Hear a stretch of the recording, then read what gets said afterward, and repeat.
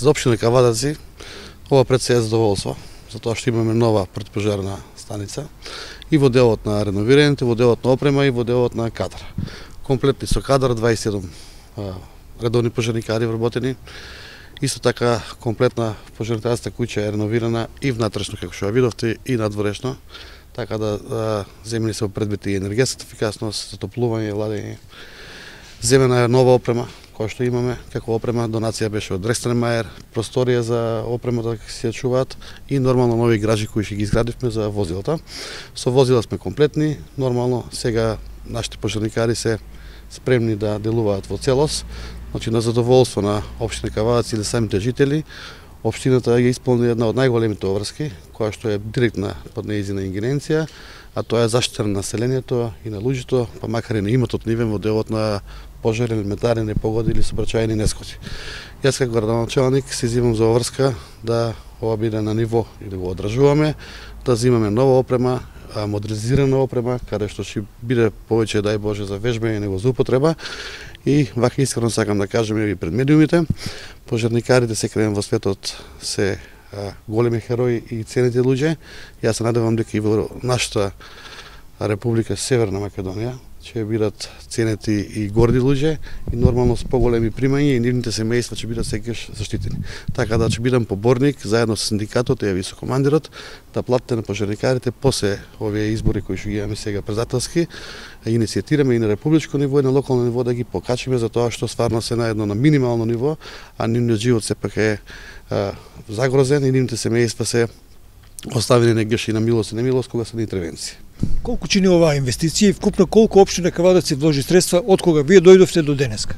Вкупните вложени средства во инфраструктура и изградба и реновирање на противпожарната станица заедно со партнерно редување и со гражите 11 милиона денари, а сите возила кои што ги имаме набавено од моето доаѓање до сега се донација од повеќе компании од општина Кавадац. Исто така и опремата е донација, така да општина Кавадац има вложено 11 милиона денари во реновирањето на објектот. Несовесното палење на обнови или поготово кај на земјоделски делки што имаме палење на прачки предизвикува многу пожари. Баш сега ни беше презентирано и кажано дека имаме 109 интервенции од 1 јануари до денеска. Значи за 2 месеца скоро 109 интервенции кои што мислам дека 70% се на отворено и на шуми и на трава. Тоа е несовесно однесување од луѓето кои што ги палат тие огнови и не обезбедување на самото. Јас би дал една препорака до сите земјоделци и за сите оние кои што работат на отворено на полиња, покрај тоа што ги прават тие активности во палењето на прачките или на било што, да се максимално тоа заштити да не се остави на случајност. Не си ги знаеме доволно обврските, само можам да потенцирам дека едно такво загрозување на општа безбедност и тоа е кривично дело каде што може некој да има многу лоши репрекусии или големи штети по општеството.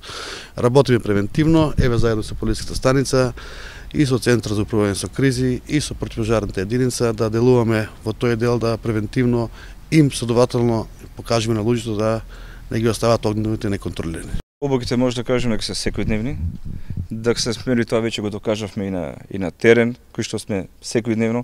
Баш денеска го информиравме граначалникот дека само во текот на вчерашниот ден имавме 5 интервенции и тоа големи интервенции кои што здржавме повеќе часови, ги здржавме нашите тимови кои што имавме потреба дури повикување на пожарникари кои што беа на приправност. Значи ги повикаме од дома за да можеме тима да го зголеми и да не го оставиме градот на милост и немилост.